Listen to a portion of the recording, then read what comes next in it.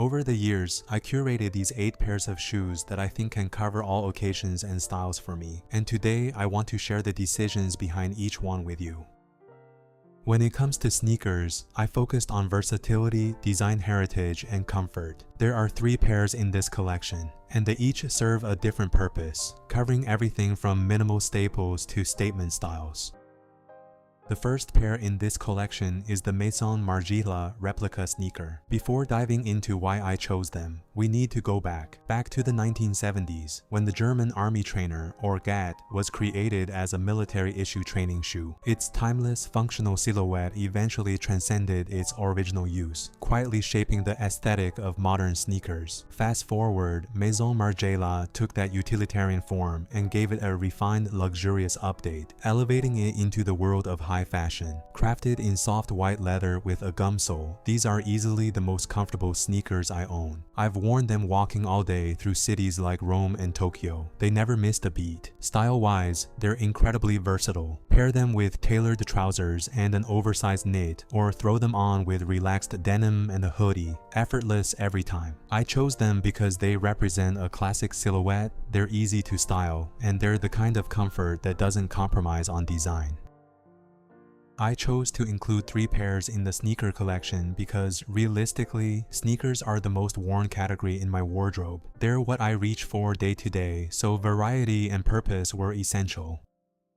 Everyone needs a pair of white sneakers. These are mine. The common Projects Achilles Low was my first pair of luxury sneakers, and in many ways, it became the cornerstone of how I approached the rest of my footwear collection. Clean lines, understated branding, and a design that relies entirely on silhouette and quality rather than trends or loud details. Common Projects launched in the early 2000s, and what they did was simple but revolutionary. They took the form of a basic court sneaker and refined it to perfection. Made in Italy, the leather is supple, the construction is precise, and the gold-stamped serial number on the heel has become quietly iconic. Their plain design and purist approach influenced a whole wave of brands that followed, encouraging a shift toward minimalism, not just in footwear but in fashion as a whole. For me, they were a starting point, a foundation that taught me the value of thoughtful design and timeless appeal. And style-wise, they're still the most versatile sneaker I own. Whether I'm dressing up in tailored trousers or dressing down in sweats, they never feel out of place. If you're building a collection meant to last, start here. Building a long-lasting collection isn't about speed. It's about knowing where to start, and more importantly, having a clear vision of where you're heading. Every step should feel intentional. Now for something a bit more dynamic, the Loewe Flow Runner in black and white nylon and suede. Though Jonathan Anderson has now left for Dior, his transformation of Loewe into a modern luxury house with edge and creativity remains undeniable. These are the lightest sneakers in the collection, sleek, expressive, and distinctly Loewe. They fill a necessary gap. While the other 2 are white and minimal, this pair introduces contrast and complexity. The bold sole design, paneling, and darker color palette give me the option to anchor looks where a clean white sneaker might feel too safe. They're also the only sneakers here that really stand out as a statement, perfect when I want the shoes to take the spotlight. I waited a year before purchasing them, finally picking them up on a trip to Japan. Intentionality means knowing what you need and being patient enough to wait for the right moment. They're a reminder that even in a minimal collection, there's room for personality when it's done with purpose. There are 2 pairs in my dress shoe collection, both from Dior, but chosen to complement each other in tone, texture, and versatility.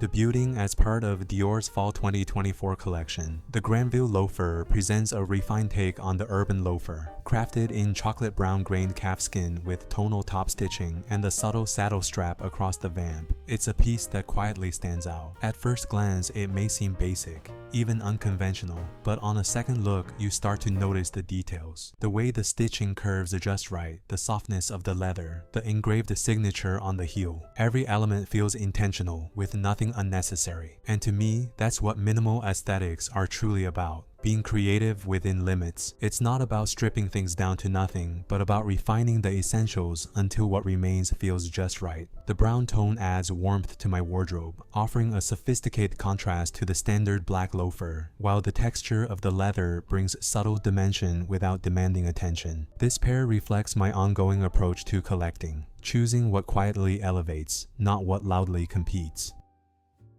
With so many dress shoe options out there, I've found loafers to be the most practical and versatile, even beyond formal settings.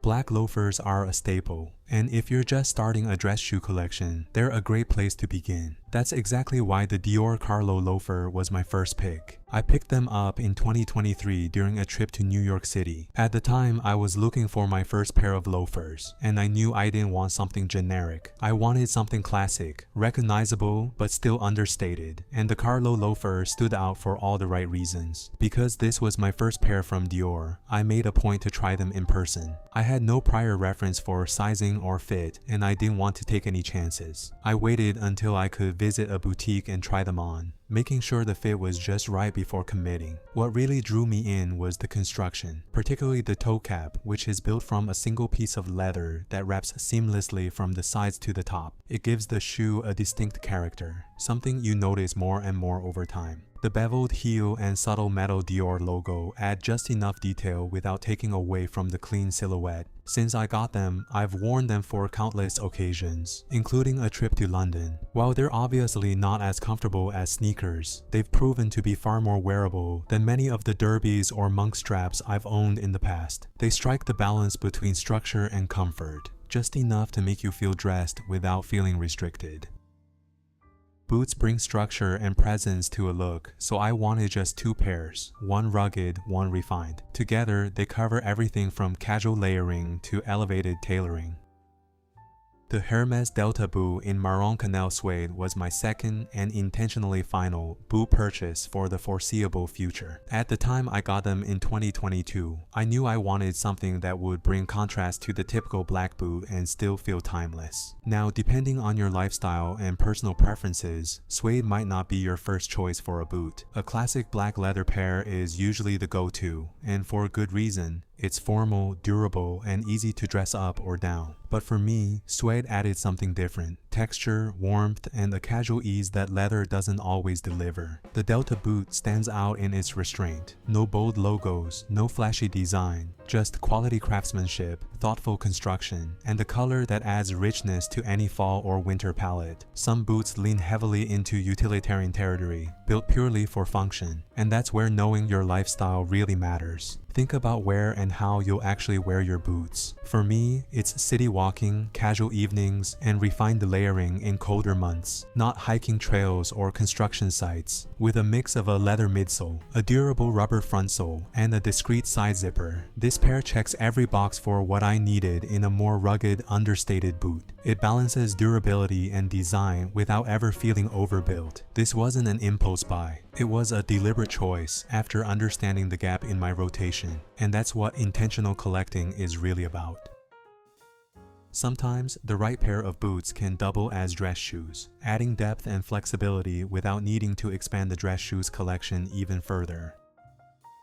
These were my first pair of luxury boots, and to this day, they remain the dressier option in my collection. When I first set out to invest in a pair of boots, I asked myself a simple question. If I could only own one pair, what would it be? And the answer had to meet a few personal criteria. Elegant but not flashy, a sharp silhouette, and just enough distinction to set it apart from generic designs. The Melon Flat Boot from Christian Louboutin stood out for its refined construction. Smooth black calfskin, a slim toe box that tapers just enough without being pointy, and a beautifully sculpted curve through the vamp. I've always believed that the shape of a boot's toe defines its entire character, and this one got every detail right. Now, there's also a more recognizable version of this design. The Melon Spike Boot, embellished with Louboutin's signature studs. It's a more iconic, instantly recognizable take on the model, but personally, that version wasn't for me. Still, it's a good reminder that even with brand brands that might not seem like an obvious fit for your style, there are often hidden gems within their collections. Pieces that quietly align with your taste while carrying the brand's DNA. For me, this was the perfect entry point, not only into boots, but into owning a piece of Louboutin history. The red sole is iconic, yes, but it's the subtle expression of that identity that made this pair feel personal. A bold signature underfoot, and everything else intentionally quiet. A pair of sandals might feel optional to some, but for me, they're a practical choice and a great way to expand warm weather looks with ease and intention. Summer footwear is often overlooked, seen as too casual, too seasonal, or simply not worth the investment. But to me, a well-designed sandal is both a style asset and a necessity, especially when it's done right. Hermès may not be the first name that comes to mind when you think of iconic footwear, but their sandals quietly hold that title. The Genius Sandal is a standout, combining luxury craftsmanship with everyday practicality in a way few others do. I picked up this pair in the summer of 2023, and it's been my go-to ever since for warmer climates. What sets them apart is the elegance. They're not loud or trend-driven, but intentionally shaped and beautifully built. The design takes inspiration from traditional Roman footwear, structured, strappy, and built to move. You can see echoes of the caligae, the sandals worn by Roman soldiers, reinterpreted here in sleek black calfskin and softened through modern lines. The architecture of the sandal speaks to movement and purpose, while the craftsmanship adds a layer of restraint and refinement. The adjustable heel strap is one of the most practical design elements, offering subtle adjustments throughout the day depending on how active I am. It's a thoughtful feature that's surprisingly rare, and it makes a real difference when you're exploring new cities or walking long summer days. What I love most about the Genius Sandal is how it feels polished. Unlike basic slides, this design adds structure to an outfit, anchoring relaxed tailoring or a linen ensemble with ease. Hermès has created something here that blends utility with elegance, tradition with modernity. And for me, that's what summer dressing is all about: light, intentional, and quietly elevated. From my first pair of common projects in 2018 to my most recent Loewe Flow Runner pickup in 2025, this collection has been built slowly, intentionally, and with clarity, not speed. A perfect collection for one person might look completely different for another, and that's exactly the point. I'm not here to tell you what to buy, but to share the thought process behind each decision I made in the hopes that it helps you shape your own version, one that truly lasts. Every addition in this collection was a response to a need, a gap, or a vision. And now I've reached a point where I've stopped looking at new boots or dress shoes altogether. Not because I've stopped caring, but because I know I've already made the right choices for my lifestyle and style. Choosing not to buy isn't a sign of falling behind. It's a reflection of being confident in what you've already chosen. In a world that's always telling us to want more, staying grounded in what's enough is a quiet kind of strength. So whether you're starting your collection or refining it, remember, it's not about following trends or checking boxes. It's about understanding your needs, knowing your preferences, and curating with purpose. And as always, dress with intention.